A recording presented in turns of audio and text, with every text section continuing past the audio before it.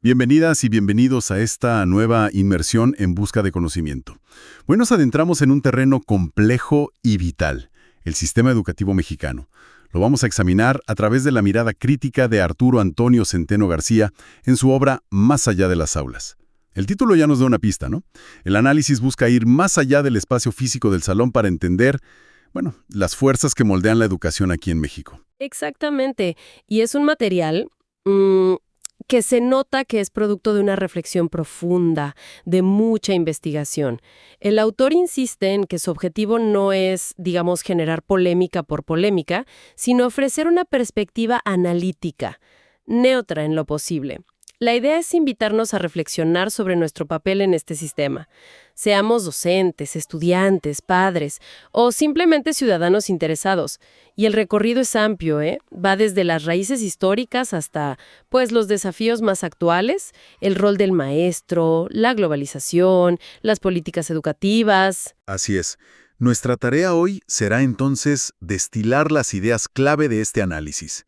Queremos entender no solo los problemas que el autor identifica, sino también sus orígenes, ¿no? Históricos, estructurales, y explorar las vías de mejora que él mismo sugiere o, que rescata de otros pensadores.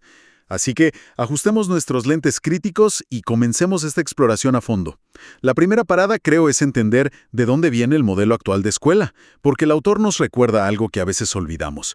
La imagen típica de la escuela, los pupitres, el profesor al frente, el aula, es una construcción social bastante reciente. Antes, la educación era diferente, ¿no? Más adaptada a cada sociedad, a cada momento histórico. ¿Cómo se instala entonces el modelo que conocemos hoy en México? Bueno, hay un momento histórico clave que el autor señala: la llegada del positivismo de Comte a México. Esto fue a mediados del siglo XIX.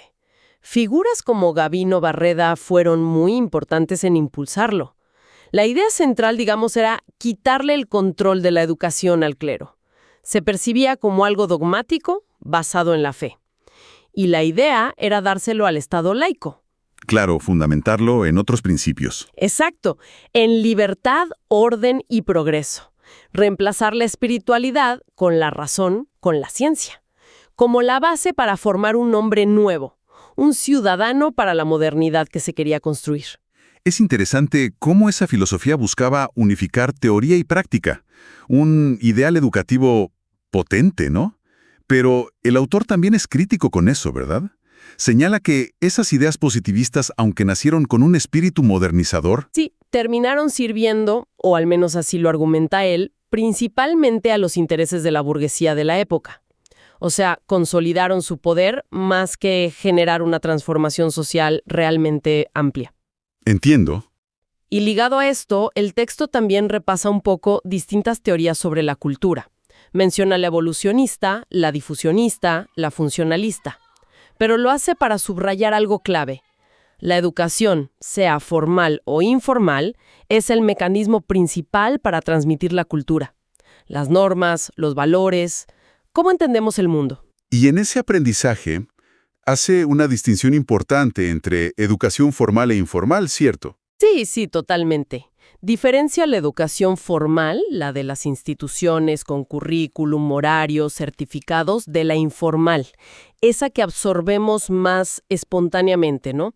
En la familia, con los amigos, en la calle, en los medios. Idealmente, dice el autor, la formal debería complementar y como que pulir, sistematizar esos aprendizajes informales. Pero observa que eso no siempre pasa. Exacto. Observa cómo la industrialización, la vida moderna, han hecho que la familia pierda parte de ese rol educativo tradicional. Se transfiere a la escuela, a otras instituciones, pero insisten que ambas, familia y escuela, deberían ser aliadas, reforzarse mutuamente. Cosa que, sabemos que no siempre es fácil. Entendido ese contexto, ahora el análisis se mete de lleno en una crítica más profunda del sistema educativo moderno. Aquí es donde la cosa se pone, como decíamos, muy interesante. Recurre a filósofos como Herbert Marcuse, cómo conecta con su concepto del hombre unidimensional. Es una de las críticas centrales que retoma. Marcuse, de la Escuela de Frankfurt, decía que la sociedad industrial avanzada, con su tecnología, su lógica de consumo, tiende a crear seres humanos unidimensionales. O sea, Personas cuyas necesidades, aspiraciones, formas de pensar se reducen, se moldean para encajar en el sistema, principalmente como productores y consumidores. Y se pierden otras dimensiones, la crítica, la creativa, la trascendente. ¿Y la educación qué papel juega ahí según esa visión? Pues, según la perspectiva que expone Centeno García, basándose en Marcuse y otros, la educación formal corre un riesgo grande. El riesgo de convertirse, sobre todo, en un aparato de capacitación. Capacitación para el trabajo, básicamente. Exacto. En lugar de fomentar el pensamiento crítico, la autonomía, la capacidad de cuestionar, podría terminar enfocándose en formar individuos funcionales para el mercado. Se generarían así esas falsas necesidades de las que hablaba Marcuse, inducidas por el consumo, y se limita la capacidad de imaginar, alternativas a la sociedad actual. Incluso la tecnología, que es útil, claro, puede reforzar esa unidimensionalidad, esa cultura de la inmediatez que dificulta la reflexión. Entonces, ¿la preocupación es que la escuela termine siendo como un engranaje que reproduce el sistema? Quizás sin quererlo, ¿no? Más que un motor de cambio.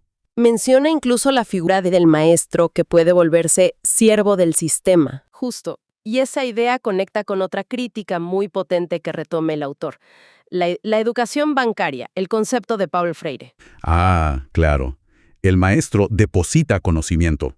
Exacto. Freire usó esa metáfora para describir un modelo donde el docente deposita conocimientos en la mente del alumno, que es como un recipiente pasivo, vacío. El estudiante recibe, memoriza, repite, pero no participa activamente, no construye conocimiento, no lo conecta con su realidad. Y frente a esa educación bancaria, ¿qué alternativa se plantea? Pues la alternativa es una pedagogía crítica dialógica, también inspirada en Freire, en otros. Una educación que no busque solo adaptar al individuo, sino darle herramientas para comprender su realidad, histórica, social, para cuestionarla y sobre todo para actuar y transformarla, formar sujetos activos, no objetos pasivos. El análisis también toca fenómenos más globales. Habla de globalización y de mundialización. ¿Cuál es la diferencia y su impacto en educación? Sí, el autor distingue entre globalización como el proceso económico, tecnológico de interconexión y mundialización como la dimensión más cultural y dialógica. Esta mundialización, argumenta, tiende a imponer un modelo cultural específico, asociado al neoliberalismo, consumismo, individualismo. Y esta presión puede erosionar valores locales, tradiciones, y presiona a la educación a formar, capital humano eficiente para ese mercado global. A veces descuidando la formación humanista o la identidad cultural. Exacto. Y eso, sugiere el texto, puede generar resistencias, a veces problemáticas como fundamentalismos o nacionalismos muy cerrados. Queda clara la profundidad de la crítica. Ahora, una parte importante del libro se centra en el maestro. Usa una metáfora fuerte, una pálida sombra. ¿Qué quiere decir con eso? Sí. Esa metáfora busca capturar lo que el autor percibe como un declive en el estatus social, en el reconocimiento del docente en México. Contrasta la figura histórica del maestro runal, a menudo admirado, respetado, con la percepción actual que, dice, es frecuentemente negativa. Menciona cómo a veces se les tacha de flojos, irresponsables, una imagen muy distinta al prestigio que tienen en países como Finlandia o Singapur. Que siempre se citan como ejemplos. Y el autor relaciona ese prestigio con la vocación, ¿no? Sí. Argumenta que en esos sistemas exitosos hay procesos de selección muy rigurosos, que buscan no solo aptitud académica, sino una vocación real por enseñar. Y aquí mete un dato que califica de alarmante, de un estudio en Guanajuato. Solo el 15% de los maestros encuestados dijo haber elegido la docencia por vocación. Un 15%. Es muy bajo. Da mucho que pensar. ¿Y cómo conecta esto con otros problemas? Lo conecta directamente con lo que llama la educación cansada. Describe un sentimiento de hartazgo, de desgaste generalizado. Alumnos que van por obligación, sin encontrarle sentido. Maestros agobiados por la burocracia, la falta de recursos, la disciplina, sintiéndose desenfocados de lo pedagógico. E incluso directivos como que atrapados en gestionar la crisis diaria. Y usa una analogía para el rol del maestro en esto, ¿verdad? Sí, la del maestro como jardinero. Una imagen clásica pero fuerte. Si el jardinero maestro no sabe preparar la tierra, no entiende a cada planta alumno, no riega con estímulo, pues la planta, aunque tenga potencial, se marchita, se aburre, no florece. La responsabilidad de crear esas condiciones es en gran medida del docente. Y este desgaste no es solo una sensación. Habla del síndrome de burnout, un problema clínico. Correcto. Analiza el burnout, el agotamiento profesional, en docentes. Identifica muchas causas que se juntan. Estrés crónico por la carga administrativa, falta de recursos, también problemas de disciplina, violencia, la sensación de baja valoración social, poca autonomía pedagógica, falta de apoyo.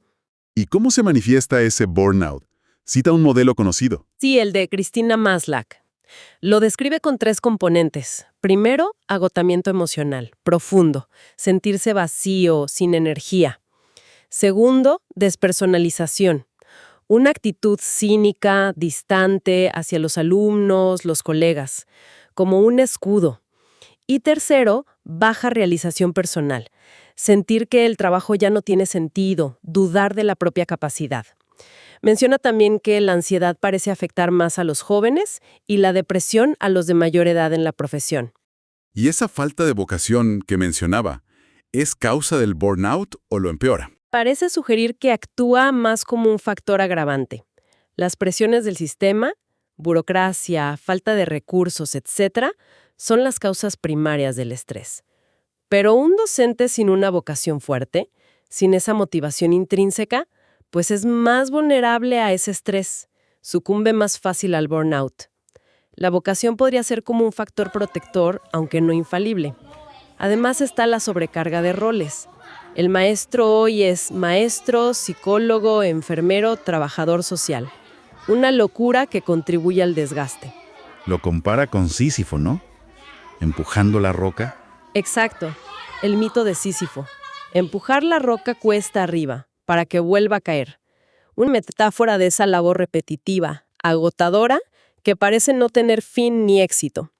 Refleja esa frustración, ese sentimiento de futilidad que, según él, sienten muchos docentes atrapados en un sistema que no les deja ver los frutos de su esfuerzo. Pasemos a otro nivel, las políticas educativas.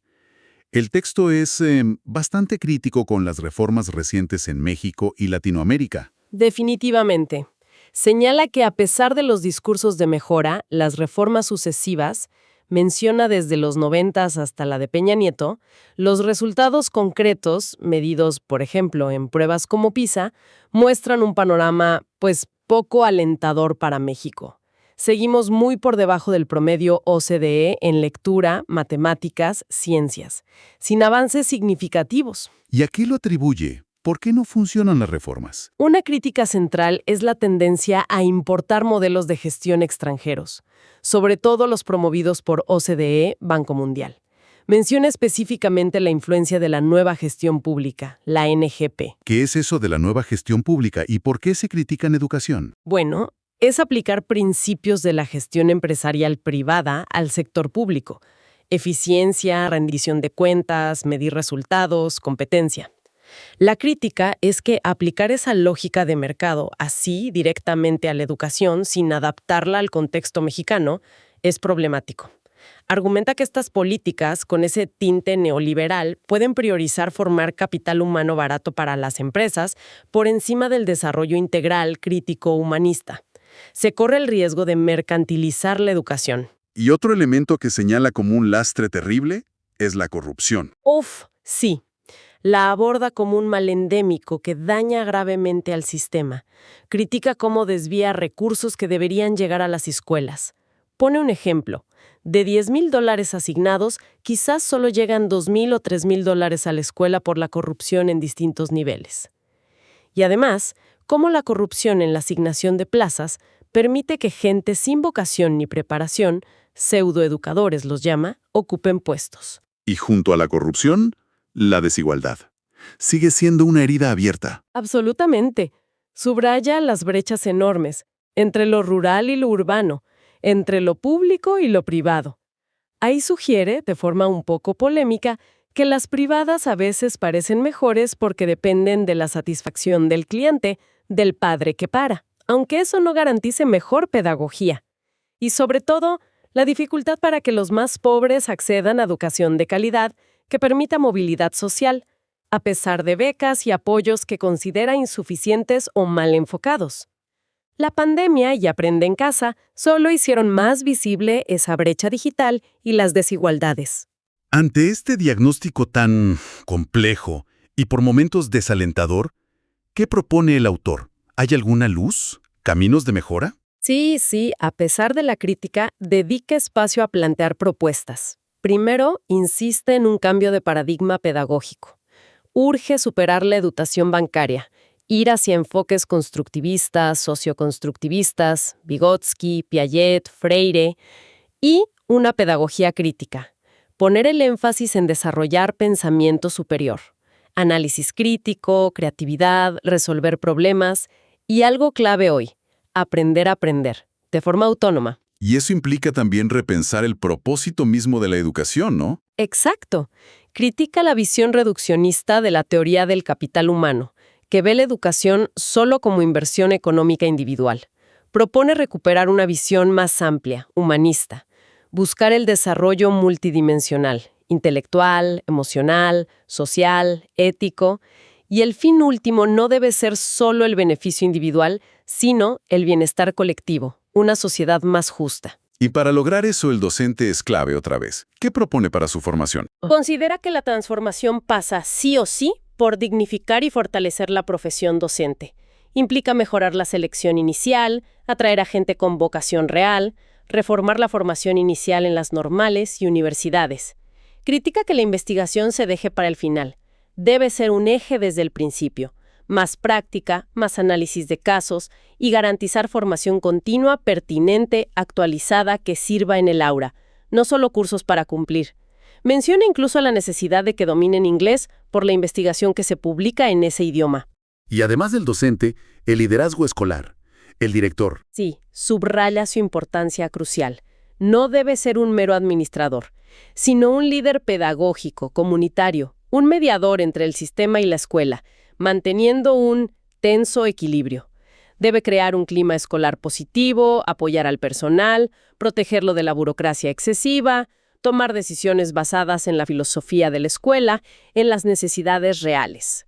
Y finalmente, un llamado a fortalecer la investigación educativa en México. Correcto.